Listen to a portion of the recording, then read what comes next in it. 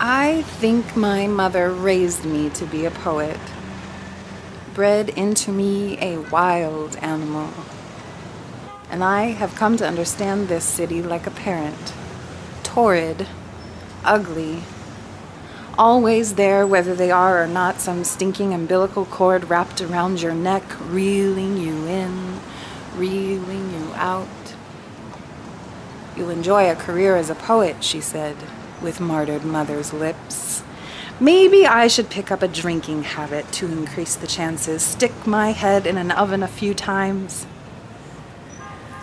But I already have my own vices. I don't need booze or a gas range to blur them all up. I'm already like that drunk old man. Didn't start reading him until someone said I sounded like him, and I thought I'd see who the fuck was sharing my subconscious. And sure enough, he was born of this place too. Tied to the fleshy cord, tied to the bottle. I wonder often if he'd be mad at me, since this little girl knows just what to say to piss off the right people. I'd bet not. What I'd bet $1,000,000 on is that he'd have loved to fuck me. Having an affinity for the rounded hips and vulgar lips on women that fell in love with his sick heart. We'd have been grand friends. Waking up in pools of piss, the smell of stale tobacco, piles of wadded papers, building cities whose citizens erected statues in honor of our scrawling. We'd have walked hand in hand by Echo Park, looking at the fountain, eating danishes at the bright spot, eyeballing the roaches and swans. We would have picked each other's noses and brains. We would have learned about how long it takes to really get tired of someone.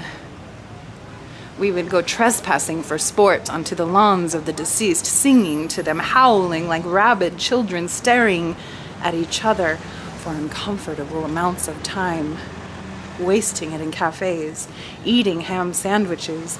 He'd always ask for my pickle, and I'd always ask for sourdough instead of rye.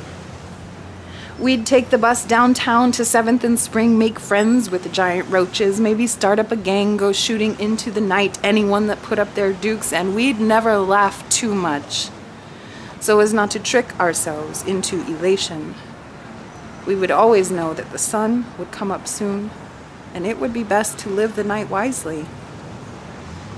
We would glare at people that didn't know us from Adam or Eve and whisper about them to our notebooks. Always truthful to the notebooks.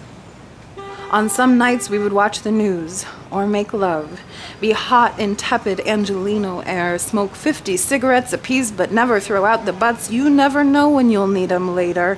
We would sit in a parked car on Hollywood and Gower being strange, watching people watch us, sharing a cup of vanilla ice cream. I think that vanilla would be his favorite.